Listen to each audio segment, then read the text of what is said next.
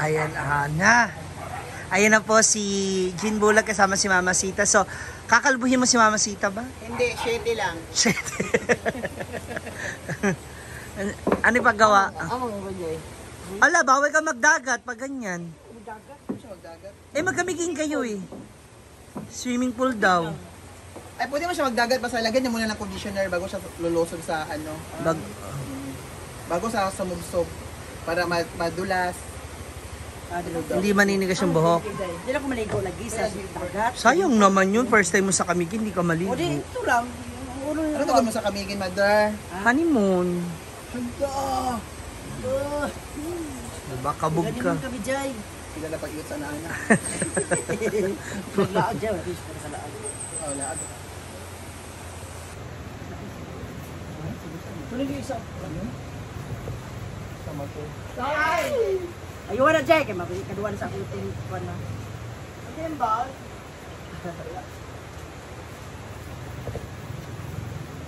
Pero wala tayo, umanda ka na putol-putol. Oo.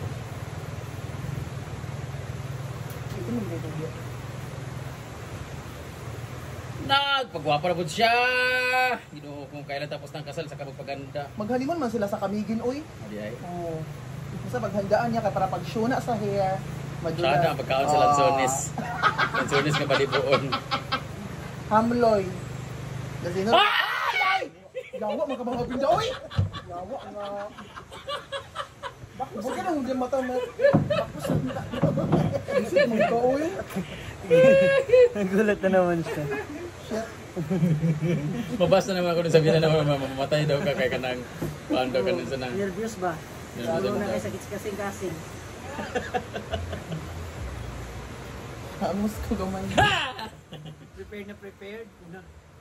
Nagusog na naman siya. Nag-usog na naman siya. Ayan. Kasama natin yung mga senior stylist ng hinaguan. Hi! So si Mother ay magpa-sunog ng buhok. Pakwal ka ba, Jay? Opo. Kanang dark brown.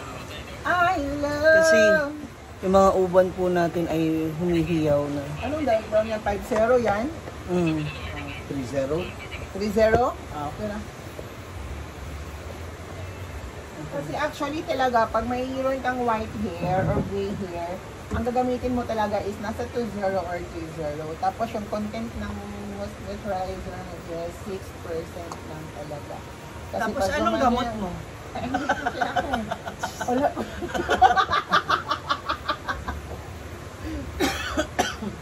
Ano to? Ano? Number 1 treatment for rebinding, second to hair, to modify, and then Actually kahit i-monthly to okay lang, di ba? Para lang kahit doon sa mga... weekly. Hindi nga. Hindi monthly. Para lang yung mga... Ang Ano lang ba? Yung mga kulot.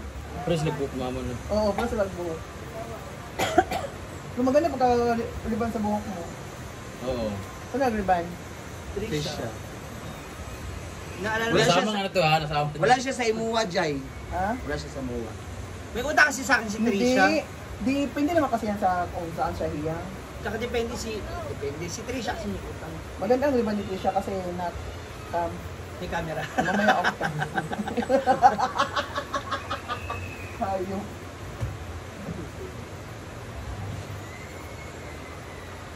Buka siya mother no? Brad kanan. Bakbak siya na ako sa akin. Ganyan talaga yung amoy mo. Bala kayo mag-ano? Out of the country, Asian tour. Ay, kasasabi na ni mother sa kaakin. Ilang days ka ba sa Manila, Mang? 22 palis eh. Balik. Balik mo. 6 days. O, tingnan mo, 6 days sa Manila, nagtatagalog na pagbalik dito. Bakla ka, 6 days lang sa Manila, nagtatagalog ka na pagbalik dito. Tang ina mo pa. Ilang pondo mo ba? Ilang pondo mo? 15. 15. Grabe, 6 days ka lang sa Manila. Para tigda dalawa sa isang araw. Ito naman siya kulay. Ultimo sa man si Oyong. Oy, may boyfriend naman si Oyong. Oo nga. La proud ako kay Oyong, oy. Ano siya yung termo? Sa Baguio. Ngayon nasa ano na yata siya, Manila na. Bicol! Ah, Bicol ba siya? Nagbagyo muna sila, tapos umuwi sila ni Float Daddy pa rin Alex. dyan sila. Nag-float pa rin sila? Ako pati. Close ang budget up to 1.5.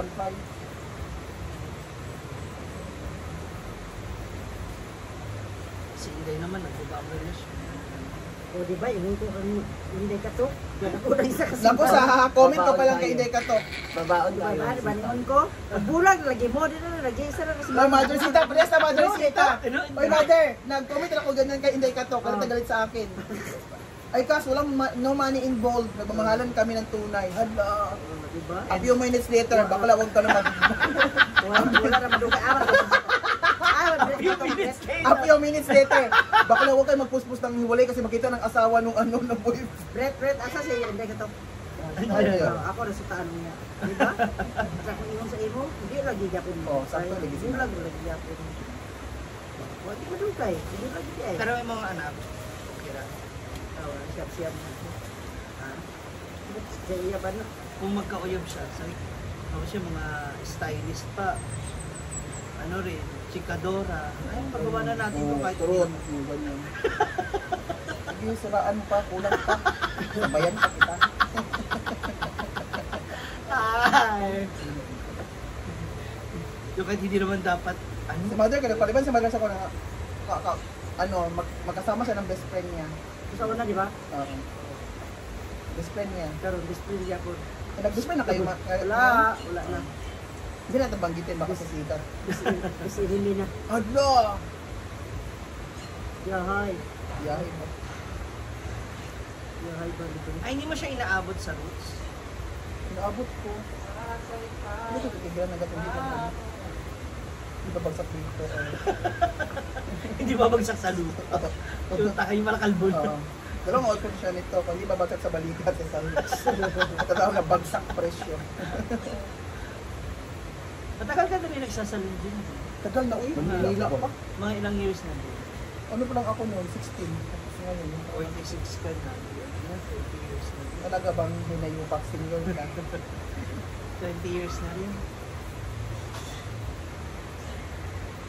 46 ay 16 na lang, mag-35 ako. 16 na lang. Maaga ka nagmanila. 15 ako, andun ako Manila. Sino ka uban mo? Pakulong. Ha? Magbarko ka lang. Ano ko nyo, nagbailan kami. Bailan ba ka na? Moto, nang may sasakyan. Oo. Tapos nagbarko. Sino? Ikaw lang mag-isa? O bus? Nag-apply din ako sa agency para makalibre ako sa pamasahe, pero animal, didak man ako isang buwan na walang sahod para sa pamasahe. Nakita kami nansing doon dati sa trabahoan. Agency din. Pagpiltil ng ng mga kalawang sa wheelchair na luma. May hawak ka ng yung pakigliha. Ay, di ako nagtagal. Bisyosa man ko. Nag-produce ako doon. Ano ko naggatong trabaho, eh? Hindi naman masama. Kasi sa akin agency, tang ina mong bakla ka, hayop ka. Pabili ka pa ng trabaho. Kung balik ka doon sa agency, wait ka lang. Kung maglinis naman muna dito kasi maghanap ako kung anong hiring. Kasi doon ako napunta sa kusina. Chinese yung amo ko. Tapos pinasyal kami ng, kasi Catholic yung amo namin ng Chinese. Pinasyal kami sa Tutuban Mall. Ito naging pangkat international sa amin. Pinalaman ako, nabayad ako sa pamasahe ko. Punta ko doon, mang. Tapos, doon ako natulog sa labas kasi ang pera ko nun, yung natala sa akin eh, 620 lang. Pag nag-taxi ako, niloko pa ko ng taxi. 200 ang binayaran ko. Nasa Santa Mesa lang ako, lapit ako lang sa banyo. Pag nag-taxi, ikot ako ng inikot. Medyo malayo. Kahit mga nasa 200 lang sana yun. Kaya nga, pwede kasi hingil sa akin eh. Doon ako natulog sa labas ng Yun, International. Tapos bago ka Tutuban nag-apply, Mall. siya ka nag-apply sa kanila. Hindi, kasi nag-share ako nung sa Tutuban Mall. Wala akong idea na may katatika na siya doon. Pag ikot-ikot namin doon, nakita ko na kayo rin yung pag-international salon. Hindi ako doon. Nakita ko naka-uniform yung babae na Volkswagen na Category International. Tapos natanong ako, ano kayo dyan? Hiring kayo dyan? Oo, may hiring kami ganun-ganun. Sa Putspa. Doon ka nagsimula. Balik ka na lang bukas. Wala ko matulugan. Saan ka natulog? Pumunta ko sa pausukan. Doon. Uso pa ba yung kainan na pausok na barbecue, ganun, Ah, ganun. mga iyo-iyo. Sa gilid ay natutuban. Ah. Wala ko, no choice ako, hindi ko alam kung saan ako pupunta. Kasi sabi ko kung yung buhay ko. Ano?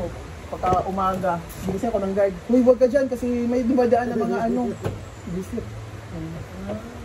Doon ako nag-apply. Pumasok ko pagka 8:30 mag-abri ang crime mall. Tapos yung ano ka na, no, na... Pinasok ko agad. Eh, saan ka nag-stay na? Stay in? Hindi na ako stay-in sa pag-alis ko nga doon sa Santa Mesa kasi alam ko na wala akong utang sa pamasahe kasi Oo, bayad nga. na ako. Siyempre, di ba, pumapasok ka na sa June Encarnacion? Ah, Oo. Saan ka natutulog? hindi. Bet na bet ako ni Sir Warren. Yung mismong may-ari talaga. Oh. Bet na bet niya ako kasi magsalita ako bisang Bisaya daw. Tapos Tutuwa siya. Tutuwa siya ako. Siya nga una nagpaano sa akin ng ilong. Tapos sa akin sa...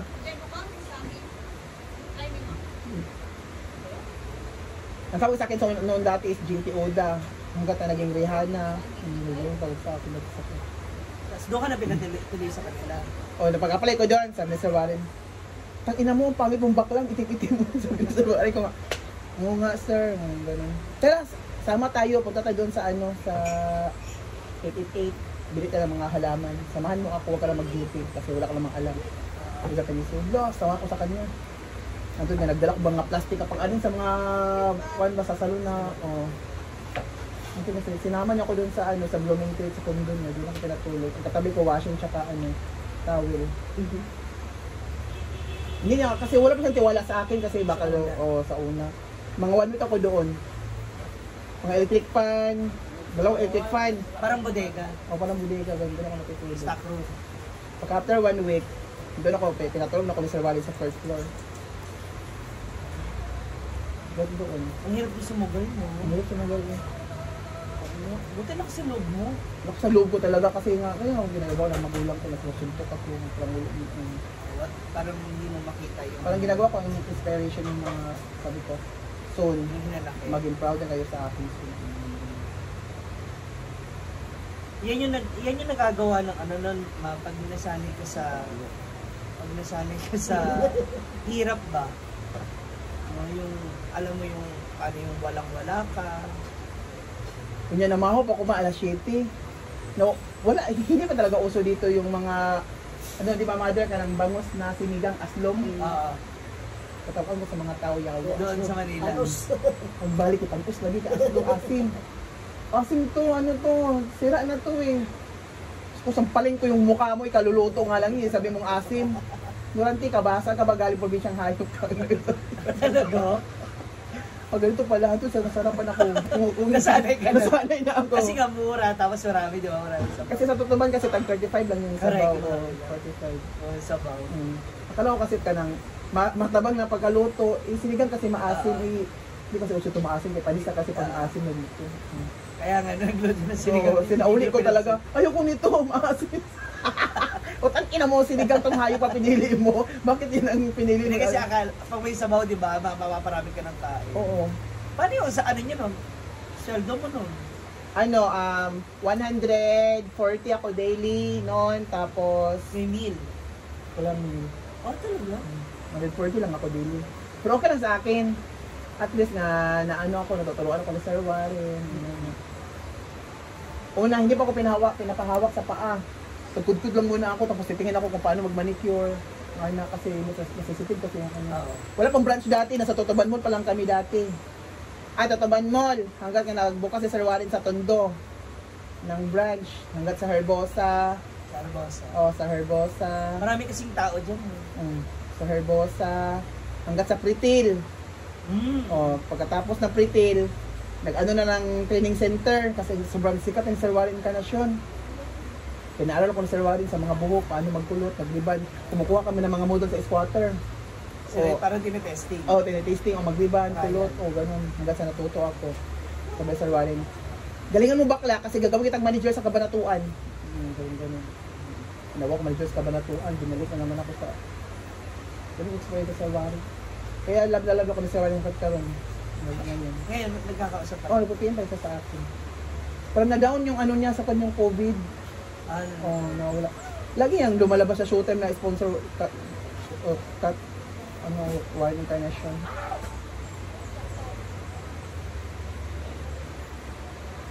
Fair Warren International. Kanara. Ito. Bagus mag-PPM sa akin. Nagkakay ka na dugay. O, yung salwarin ko nagdugay. Mga ginangasalan ako pinakauna, din na po. Buti natawa siya na, ay ano, ngayon, na may sarili ka ng salon. Oh, Happy rin. yan si Ann Patricia. Ann Curtis, ang beauty lang dati sa Tondo eh, sa may Saragosa eh. Ngayon, ang ganda na yung bakla ngayon. Hanggat sa natuto na ako, bawal kasi magkarelasyon sa isang kumpanya din, saka pag-iwalay tagal sa Warren hindi ko kaya, nasa Kalamba yung jowa ko dati. Dapat magkasama kayo. Oo. Naghiwalay kami. Kaya yun. Ikaw ang umalis. Doon akong tumayo ng salon sa Kalamba Real. Dahil sa lalaki. Kaya Pero mabait yung jowa ko. Yung uwi siya ng uwi, parang first girlfriend niya, ex niya, na babae. Yun pala sila, lagi sila nagkikita, mo kung maano. hindi naman siya nagalit o nagtampo nung nagtayo ka ng sarili ng salon. Sino sa Warren? Oo. Ay, hindi naman siya Wala nagtampo sa naman. akin. Lalo ngayon, nakita niyo may sarili ka. Happy na siya sa akin. Malaki ng utang ng loob ko nito kay Sir Warren. Kasi yung mga natutunan mo since day one. Pero talagang naging in demand ako. Ang daming kumukuha sa akin na salon sa ano ba ang salon yung Perfecto Salon. Perfecto Salon. Cedric Polinga, kilala mo yun? Cedric. Sikat yun sa mga gown. Nakalagi yung nananalo sa naging amo ko rin yun. Ang last na nakin si Denden. Doon talaga ako nag-boom kasi bata pa si Zainab dati, sila Tony Fowler, ako taga-umawak ko siya. Yun ako. Hindi pa yung sikat sila Tony, sila Zainab. Kaya nga hanggang di ba nandun na tayo yung tumawag si Zainab kay Brenda? Nakukunin ako ni Seb.